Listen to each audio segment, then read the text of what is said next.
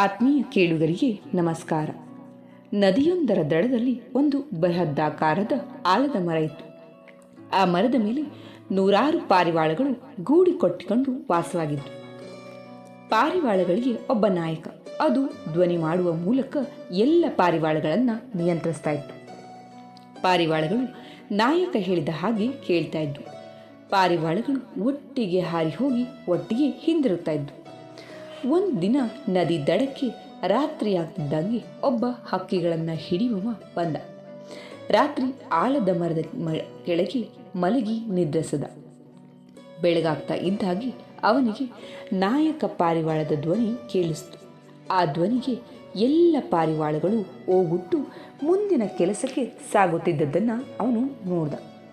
ಮಾರನೇ ದಿನ ಬೆಳಿಗ್ಗೆಯೂ ಇದೇ ಪರಿಪಾಠವನ್ನು ಗಮನಿಸಿದ. ನಾಯಕ ಪಾರಿವಾಳ ಮಾಡುವಂತಹ ಧ್ವನಿಗೆ ಉಳಿದೆಲ್ಲ ಪಾರಿವಾಳಗಳು ಪ್ರತಿಕ್ರಿಯಿಸ್ತಾ ಇರೋದನ್ನು ನೋಡ್ದ. ಹೀಗೆ ಕೆಲವು ದಿನಗಳವರೆಗೂ ಅವನು ಈ ಪಾರಿವಾಳದ ಧ್ವನಿಯನ್ನು ಅಭ್ಯಾಸ ಮಾಡಲಿಕ್ಕೆ ಆರಂಭ ಮಾಡಿದ. ಒಂದಿನ ನಾಯಕ ಪಾರಿವಾಳ ತಾನೊಂದೇ ಎಲ್ಲಿಗೋ ಹಾರಿ ಹೋಗಿದ್ದನ್ನು ಹಕ್ಕಿಯ ಬೇಟೆಗಾರ ಗಮನಿಸಿದ. ಕೂಡಲೇ ಆಲದ ಮರದ ಹಿಂದೆ ಅವತ್ಕೊಂಡು ನಾಯಕ ಪಾರಿವಾಳದ ಧ್ವನಿ ಮಾಡ್ದ. ಆ ಧ್ವನಿಗೆ ಓಗುಟ್ಟು ಎಲ್ಲ ಪಾರಿವಾಳಗಳು ಮರದ ಮೇಲಿಂದ ಕೆಳಗಿಳಿದು ಬಂದು ನಿಂತು. ತಡ ಮಾಡದೆ ಬೇಟೆಗಾರ ದೊಡ್ಡ ಬಲೆ ಬೀಸಿ ಪಾರಿವಾಳಗಳನ್ನು ಹಿಡಿದು ನೇರ ಮನೆಗೆ ಹೋದ. ನಾಯಕ ಪಾರಿವಾಳ ಸ್ವಲ್ಪ ಹೊತ್ತಿನಲ್ಲಿ ಹಿಂತಿರುಗಿತು. ಉಳಿದ ಪಾರಿವಾಳಗಳು ನಡೆದ ಕಥೆಯನ್ನು ಹೇಳಿದ್ವು.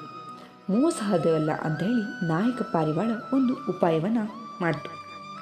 ಪಾರಿವಾಳಗಳೇ, ಚಿಂತಿಸಬೇಡಿ, ನಾಳೆ ಬೇಟೆಗಾರ ಬಂದಾಗ ನಾವು ಎಚ್ಚರದಿಂದ ಇರೋಣ ಅಂತು. ಆಗ ಒಂದು ಪಾರಿವಾಳ, ಆದರೆ ಬೇಟೆಗಾರ ನಿನ್ನೆ ಹಾಗೆ ಧ್ವನಿ ಮಾಡ್ತಿದ್ದನ್ನು ತಿಳಿದಿದ್ದಾನೆ, ನಾವೇನು ಮಾಡೋದು ಅಂತ ಕೇಳ್ತು. ನಾಯಕ ಪಾರಿವಾಳ ತುಸು ಆಲೋಚಿಸಿ, ನೋಡಿ, ಬೇಟೆಗಾರ ನಿಮ್ಮ ಮೇಲೆ ಬಲೆಯನ್ನು ಬೀಸ ಹೊರಟಾಗ ನೀವು ನಿಮ್ಮ ಎಲ್ಲ ಶಕ್ತಿಯನ್ನು ಒಂದೇ ಬಾರಿ ಉಪಯೋಗಿಸಿ ಬಲೆಯ ಸಮೇತ ಒಟ್ಟಿಗೆ ಹೋಗಿ ಮೇಲಕ್ಕೆ ಹಾರಿ ಸುರಕ್ಷಿತವಾದ ಸ್ಥಳವನ್ನು ತಲುಪಿ ಬಳಿಕ ಮುಳ್ಳಿನ ಪೊದೆ ಮೇಲೆ ಇಳಿದು ಪಾರಾಗಿ ಅಂತು. ಎಲ್ಲ ಪಾರಿವಾಳಗಳು ಒಪ್ಪದು. ಕೆಲ ದಿನಗಳ ಕಳೆದ ಮೇಲೆ ಮತ್ತೆ ಬೇಟೆಗಾರ ಅಲ್ಲಿಗೆ ಬಂದ. ನಾಯಕ ಪಾರಿವಾಳದ ಧ್ವನಿಯನ್ನು ಮಾಡ್ದ. ಆಗ ನಾಯಕ ಪಾರಿವಾಳ ಅಲ್ಲಿರಲಿಲ್ಲ. ಎಲ್ಲ ಪಾರಿವಾಳಗಳು ನೆಲದ ಮೇಲೆ ಬಂದು ನಿಂತು. ಹಕ್ಕಿ ಬೇಟೆಗಾರ ಒಂದು ಭಾರವಾದಂಥ ಬಲೆಯನ್ನು ಬೀಸಿ ಎಲ್ಲ ಪಾರಿವಾಳಗಳನ್ನು ಹಿಡಿದ. ಆದರೆ ಪಾರಿವಾಳಗಳು ತಮ್ಮ ನಾಯಕನ ಆದೇಶದಂತೆ ತಮ್ಮೆಲ್ಲ ಶಕ್ತಿಯನ್ನು ಉಪಯೋಗಿಸಿ ಬಲೆಯ ಸಮೇತ ಮೇಲಕ್ಕೆ ಹಾರಿದವು. ಬಹುದೂರ ಹಾರಿ ಹೋಗಿ ಬೇಟೆಗಾರನಿಂದ ಕಣ್ಮರೆಯಾದ ಮೇಲೆ ಮುಳ್ಳಿನ ಪೊದೆ ಮೇಲೆ ಇಳಿದು ಪಾರಾಗಿ ಮತ್ತು ಮರವನ್ನು ಸೇರಿದವು. ಆ ವೇಳೆಗೆ ಅಲ್ಲಿಗೆ ಬಂದ ನಾಯಕ ಪಾರಿವಾಳಕ್ಕೆ ಎಲ್ಲ ಪಾರಿವಾಳಗಳು ಇಂತಹ ಉಪಾಯ ಹೇಳಿಕೊಟ್ಟಿದ್ದಕ್ಕೆ ವಂದನೆಯನ್ನು ಹೇಳಿದವು.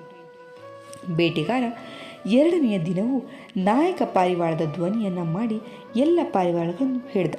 ಆದರೆ ಈ ಬಾರಿಯೂ ಪಾರಿವಾಳಗಳು ಒಟ್ಟಿಗೆ ಬಲೆ ಸಮೇತ ಮೇಲೆ ಹಾರಿ ಹೋದವು. ಬೇಟೆಗಾರನಿಗೆ ಹಕ್ಕಿಗಳು ಸಿಗಲಿಲ್ಲ, ಬಲೆಯೂ ಕಳೆದು ಹೋಯಿತು. ಪೆಚ್ಚಾದ ಬೇಟೆಗಾರ ಮನೆ ಸೇರಿ ತನ್ನ ಹೆಂಡತಿಗೆ ನಡೆದುದೆಲ್ಲವನ್ನು ಹೇಳ್ತಾನೆ. ಬೇಟೆಗಾರನ ಹೆಂಡತಿ ಸಿಟ್ಟಾಗಿ, ನೋಡಿ, ಆ ಪಾರಿವಾಳಗಳಲ್ಲಿ ಎಷ್ಟು ಒಗ್ಗಟ್ಟಿದೆ.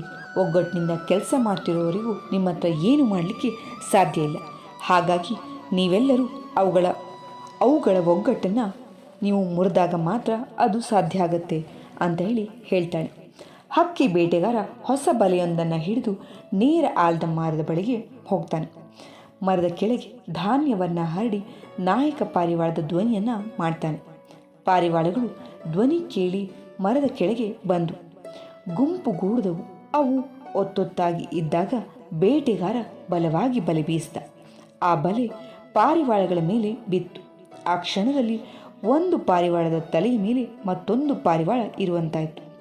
ಒಂದಕ್ಕೊಂದು ಯಾರು ನನ್ನ ತಲೆ ಮೇಲೆ ಬಂದದ್ದು ಅಂತ ಜಗಳವಾಡಲಿಕ್ಕೆ ಆರಂಭ ಮಾಡಿತು. ಪಾರಿವಾಳಗಳ ಒಂದು ಗುಂಪು ಬೇಗ ಬಲೆ ಎತ್ತಿ ಹಾರೋಣ, ಬೇಟೆಗಾರ ಬಂದಿದ್ದಾನೆ ಅಂತು. ಆಗ ಇನ್ನೊಂದು ಗುಂಪು, ನಾವೇಕೆ ಬಲೆ ಎತ್ತಬೇಕು, ನೀವೇ ನಿಮ್ಮ ಕಡೆಯಿಂದ ಬಲೆ ಎತ್ತಿ ಹಾರಿ ಅಂತು. ಎರಡು ಗುಂಪುಗಳ ನಡುವೆ ಕಚ್ಚಾಟ ನಡೀತಿದ್ದಾಗ ಬೇಟೆಗಾರ ಬಲೆಯನ್ನು ಕೂಡಿಸಿ ಪಾರಿವಾಳಗಳನ್ನು ಮಾರುಕಟ್ಟೆಗೆ ಒಯ್ದು ಮಾರಿ ಒಳ್ಳೆಯ ಹಣವನ್ನು ಸಂಪಾದನೆ ಮಾಡ್ದ. ಆದ್ಮೇಲೆ ಈ ಕತೆ ಹೇಳಲಿಕ್ಕೆ ಕಾರಣ ಇಷ್ಟೇ. ಒಗ್ಗಟ್ಟಿನಲ್ಲಿ ಬಲ ಇದೆ. ಒಗ್ಗಟ್ಟು ಮುರಿದಾಗ ವಿನಾಶ ತಪ್ಪಿದ್ದಲ್ಲ. ಇದು ಕೇವಲ ಪಾರಿವಾಳಗಳಿಗಷ್ಟೇ ಅನ್ವಯ ಆಗೋದಿಲ್ಲ. ನಮ್ಮ ಸುತ್ತಮುತ್ತಲಿನ ಮಕ್ಕಳಿಗೆ, ಹಿರಿಯರಿಗೆ, ಎಲ್ಲರಿಗೂ ಕೂಡ ಇದು ಅನ್ವಯವಾಗುತ್ತೆ ಅಲ್ವಾ? ಒಮ್ಮೆ ಯೋಚನೆ ಮಾಡಿ.